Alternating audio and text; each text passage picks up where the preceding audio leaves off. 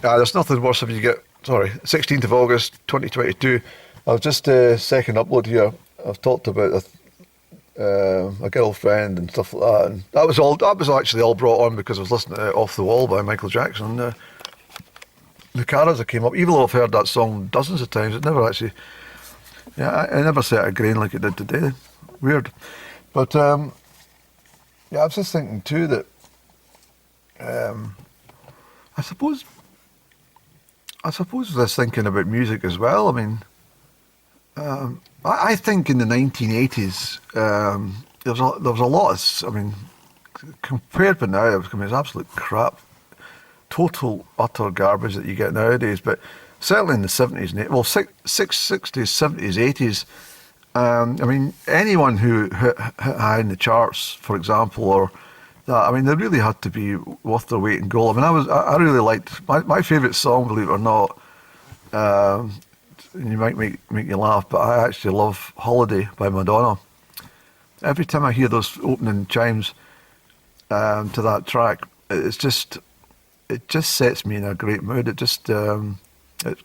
crank up the volume, and I've got it obviously in my iTunes, but there's nothing better if you're driving along and you put that's the next track on the CD. It's just amazing.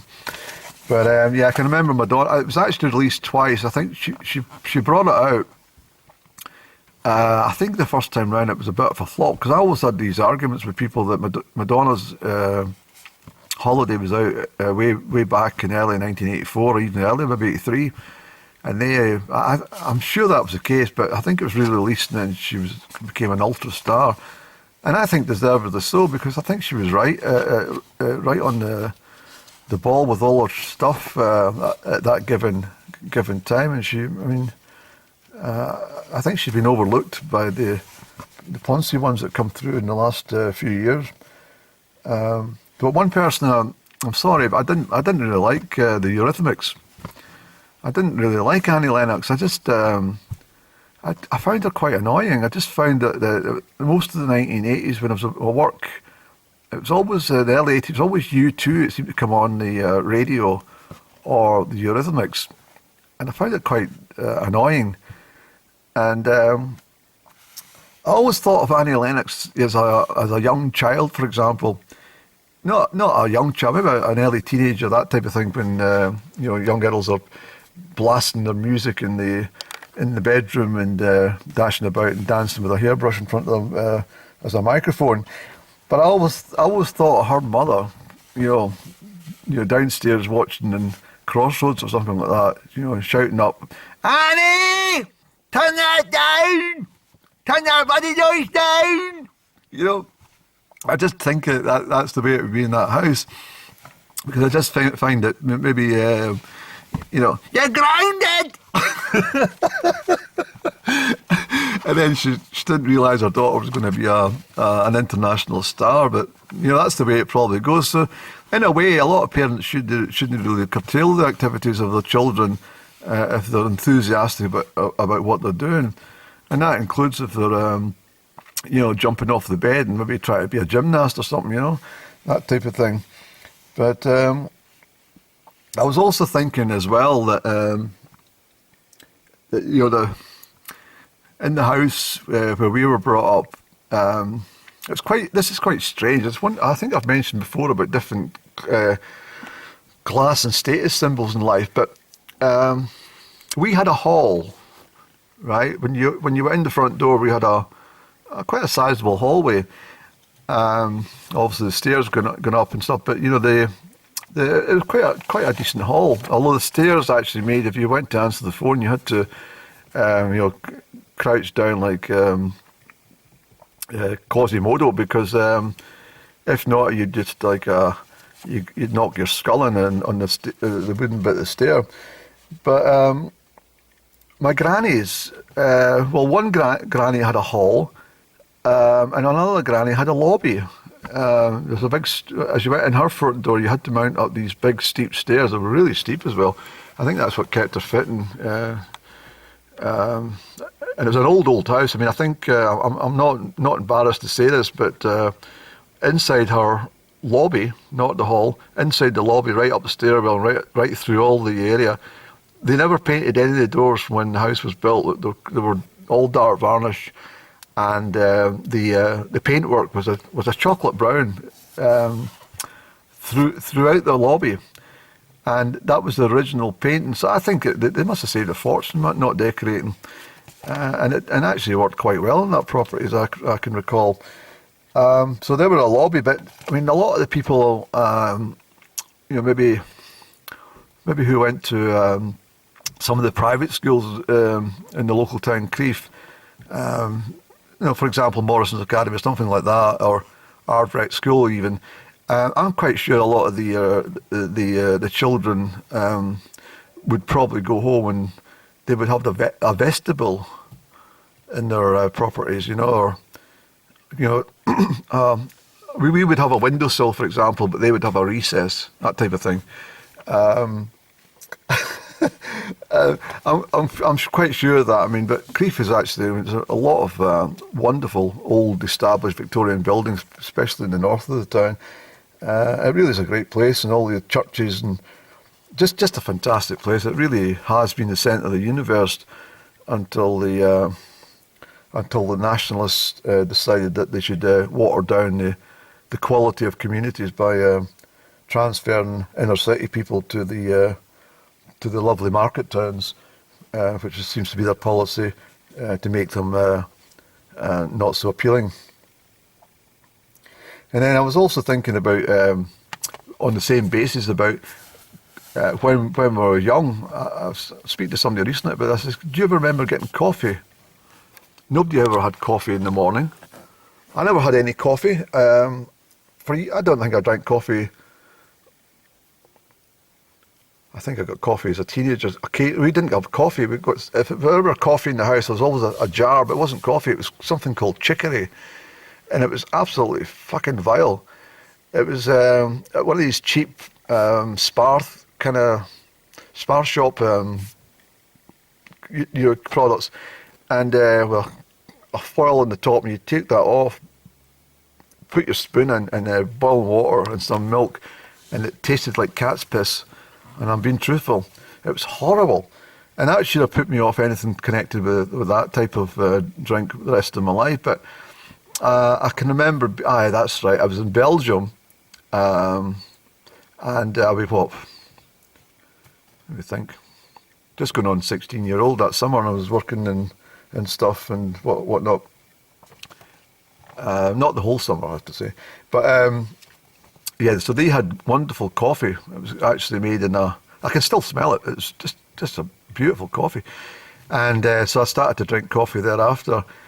I do like coffee. As I say, I can't really function unless I have coffee in the morning. I really need that to start getting my brain to operate. And that, likewise, I don't drink coffee after 4 o'clock now, because it does tend to keep you up. But if I'm in a writing mood, there's nothing better than a nice cup of coffee to get all the brain cells lined up for something creative. So that's my tip for coffee. And I remember even when one of my sisters and I used to go to, I think we were a wee bit privileged compared with the rest of my brothers and sisters in this respect, because one of my grannies would say, her sister, that's my great auntie, lived in Isle of Bute, and so we were always taken down there for a fortnight's holiday, normally in the first couple of weeks of August. So I always remember returning to Crieff just prior to the Highland Games, and all the ancient showground. I'm talking about all these old-fashioned Albion trucks and the big wheel, and I'll come back and do a full thing about the shows on another blog. But it was just such a wonderful thing. Coming up into the town, and it's so busy. We always came back, I think, on the Friday before the Highland Games weekend, which used to be on a Saturday, but now on a Sunday. And what was I going to say there?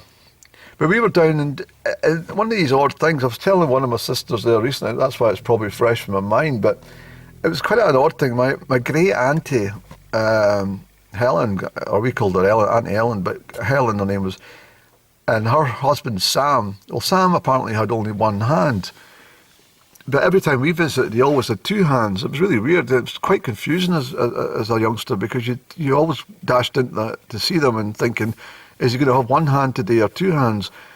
But that was the case. I don't know what happened to his hand, but yeah, he only had two. He only had the one, and but he always had two when we arrived. And all the time I saw him in my life, he always had two hands. So, but it was a really, really small kitchen they had, and there was a bed in the kitchen we used to sleep in. That's where my bed was. Even when I went to visit my auntie as an adult, she said, you'll be sleeping in the kitchen. And it was a weird place. It was an actual double bed in the kitchen. I also remember this mustard coloured, it's a yellow, a wee bit brighter than mustard, coloured, that's English mustard, bedspread. I always remember that. And they only ever ate fish, because they used to get it down at the harbour side. And that's the only product they ever ate. Never ate meat. It was always fish. All different types of fish, but there was always fish. And they smoked like chimneys, and the place was always stinking of nicotine in the kitchen, but the rest of the house was absolutely immaculate. It was wonderful. And they had this stove in the kitchen. So what I'm saying is, when I went to my bed at night, it was stinking of nicotine, roasting hot because of the stove thing. So an old-fashioned stove, and also the smell of cooked fish, which is not very nice. So you can imagine what I felt like when I used to go down there for a holiday. But what I was saying to my other sister too was that one of my sisters, that it was a really weird thing, because the two of them worked with the post office, but they slept in the afternoon, but they got up, and weirdly, you know how you have afternoon tea at 4 o'clock? Well, that's traditionally the right time to have that, with cakes and sandwiches and pot of tea, that kind of thing. They would have this at 10 o'clock at night, and I can still remember bone china. They used to carry it through in a tray, including the teapot was absolutely Victorian. It was mental. And my definitive memory of all this was these big, massive cream cookies. Like, I'm talking massive cream cookies with cream in them. And me and my sister, who were there, she was just a year younger than me, but I can remember her trying to stuff her face with this cream cookie. But the tea was absolutely divine. I've never tasted tea like that since when I think about it. And but the thing that was really, really clear in my memory was that they didn't serve it at 5 to 10 or 9:30.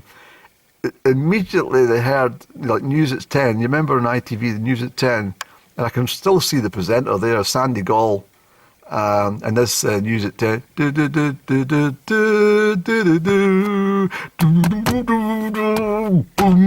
the chimes of Big Ben in London, and it was really fucking pretty dramatic. It was, I think it's watered down now. I've not had television for 7 years, so I can't really tell you.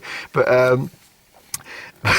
but this thing was really dramatic. In fact, if you really wanted a tune to maybe start the Olympic Games or something like that, that was definitely the number. And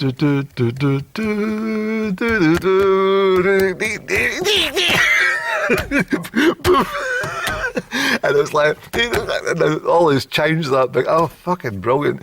And then they would start pouring the tea in the cups, and then it would be like, help yourself to a cake. And it was always these, it was a cake stand, and there was always these cookies at the bottom, absolutely fresh whipped cream, absolutely gorgeous. But 10 o'clock at night, it was bizarre. I never actually asked anybody why it was done, but I can only assume it was because they slept in the afternoon, and this is their sort of afternoon tea time. So they must have had their dinner at 1 o'clock in the morning before they went to their work. My father was a postman as well, actually, but 37 years he was a postman. But my late father, that is. But it's just funny how the memories come through. Let me not make this one too long. Let me let me switch this one off and we'll come back and have another blether about something else. Look at the colour of the heather though, just before I go on this one. It's a windy spot, Amulree. I'm sure you must agree with the times I've been here, it's always a wind blowing. And anyway.